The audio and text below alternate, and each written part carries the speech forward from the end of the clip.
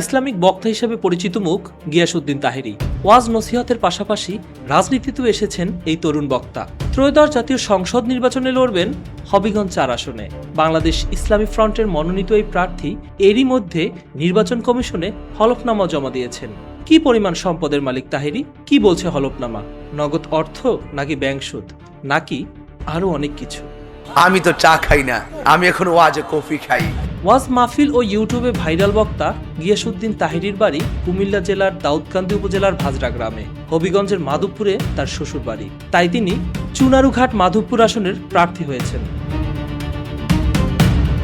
হলফনামা বিশ্লেষণে দেখা যায়, স্থাবর অস্থাবর মিলিয়ে মোট ১,৭৯,৮92,৮92 টাকার সম্পদের মালিক তাহেরী। এছাড়া তার নামে রয়েছে ৩১ ভরি স্বর্ণ, যদিও তার স্ত্রীর নামে কোনো স্বর্ণালংকার, নগদ অর্থ কিংবা সম্পদের পরিমাণ উল্লেখ করা হয়নি।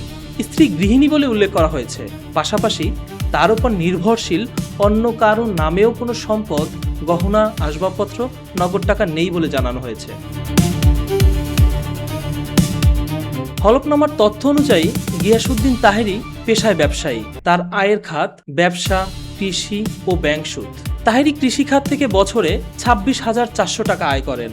এছাড়া ব্যবসা থেকে ৭,৯১,০০০ এবং শেয়ার, বন্ড, সঞ্চয়পত্র, ব্যাংকে আমানতের সুদ থেকে ২২,৮৯২ টাকা আয় করেন। কথা কি ক্লিয়ার না ভেজাল আছে?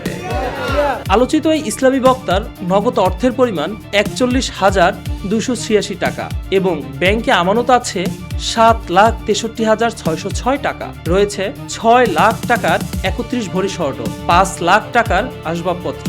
সব মিলিয়ে তার ১৯,০৪,৮৯২ টাকার অস্থাবর সম্পদ রয়েছে। এছাড়া বর্তমান বাজার মূল্যে তাহেরীর ১,৬০,৩৯,০০০ টাকার কৃষি জমি রয়েছে, যা তিনি হলফনামায় দেখিয়েছেন। Captain's TV, Dhaka.